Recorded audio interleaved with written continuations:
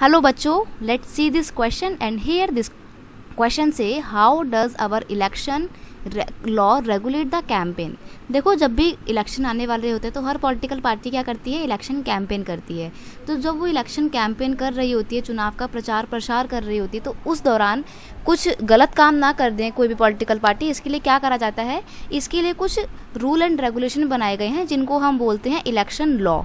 ठीक है, तो ये इलेक्शन लॉ कैसे काम करते हैं और ये किसी भी पॉलिटिकल पार्टी को कैसे रेगुलेट करते हैं, यहाँ पर क्वेश्चन में आपसे ये पूछा गया है। तो काफ़ी अच्छा और इम्पॉर्टेंट क्वेश्चन, तो उसका आंसर हम देखते हैं। कुछ इस तरीके से लिखेंगे। सबसे पहली बात, to prevent the political parties from doing any malpractice during the election campaign some law has been made. According to our election law, parties और कैंडिडेट कैन नॉट, मतलब इलेक्शन कैंपेन के दौरान कोई भी पॉलिटिकल पार्टी ये सब चीज़ें नहीं कर सकती। और ये सब चीज़ें क्या हैं वो पढ़ते हैं।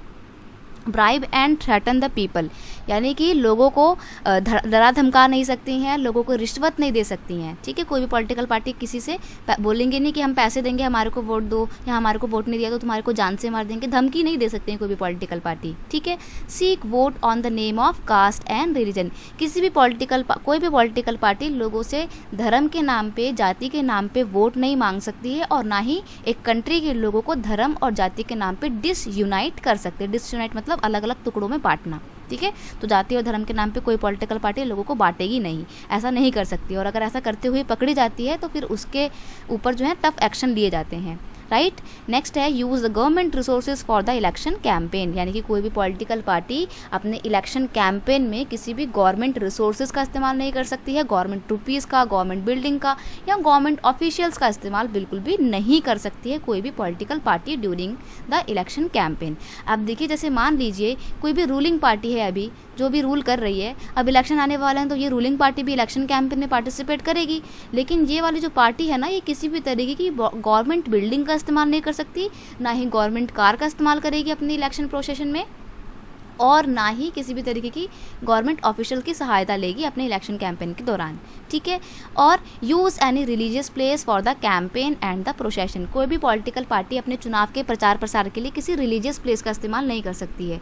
रिलीजियस प्लेस मतलब आप किसी मस्जिद का, किसी मंदिर का या किसी आप गुरुद्वारे का इस्तेमाल किसी भी अपने प्रोसेशन के लिए, अपनी रैलियाँ लगाने के लिए, अपने कैंपेन में नहीं कर सकते हैं, ये गलत काम है। ठीक है, और spend more than 25 lakh rupees और 10 lakh in the state assembly election, कोई भी पॉलिटिकल पार्टी अपने इलेक्शन का प्रचार प्रसार करने के दौरान, यानी कि कैंपेनिंग के दौरान, लोकसभा के इलेक्शन में 25 लाख रुपीज़ से ज़्यादा रुपीज़ नहीं खर्च कर सकती है। और अगर स्टेट के इलेक्शन हो रहे हैं, स्टेट असेंबली के इलेक्शन हो रहे हैं, तो उन इलेक्शन में वो 10 लाख रुपये से ज़्यादा रुपया खर्च नहीं कर सकती है। ये लिमिटेशन इसलिए रखी गई है क्योंकि कुछ पॉलिटिकल पार्टी क्या करती है ना, ज़्यादा से ज़्यादा रुपया लेके ना वोट को खरीदने की कोशिश करती हैं। तो ये सब रोकने के लिए एक लिमिटेशन बना दी गई है कि भाई कोई पॉलिटिकल पार्टी इससे ज़्यादा खर्चा नहीं कर सकती है। और जब भी वो इलेक्शन कैंपेन हो रहा होता है तो पूरा का पूरा डाटा, कितना कितना रुपया खर्च करा है, कैसा कहाँ पे खर्च किया है, ये सब कुछ इंडिया के जो इलेक्शन कमीशन है उसके पास इनको शो करना पड़ता है, दिखाना पड़ता है। तो यहाँ पर फिर इनका पता लग जाता है कि इन्होंने कितना रुपया खर्च किया है। अगर कोई भी ज़्यादा रुपया खर्च करता हुआ पाया जाता है, गलत तरीके से पैसे का इस्तेमाल करता हुआ पाया जाता है, तो फिर उसके खिलाफ जो है सख्त एक्शन लिए जाते हैं और उस पार्टी को पॉलिटिकल इलेक्शन में पार्टिसिपेट भी नहीं करने दिया जाता है और बैन कर देते हैं अलग। ठीक है, तो ये सब चीज़ें हैं जिनकी वजह से पॉलिटिकल पार्टी को रेगुलेट करके रखा गया है। ये सब लॉ कहाँ लिखे हुए हैं, ये सब लॉ लिखे हुए हैं कोड ऑफ कंडक्ट में। और कोड ऑफ कंडक्ट किसने बनाया है, हमारे इंडिया के इलेक्शन कमीशन ने, जो कि अपने आप में एक बहुत ही पावरफुल और इंडिपेंडेंट बॉडी है। ठीक है, आई होप आप इस क्वेश्चन के आंसर को बहुत अच्छे से समझ गए होंगे। Best of luck.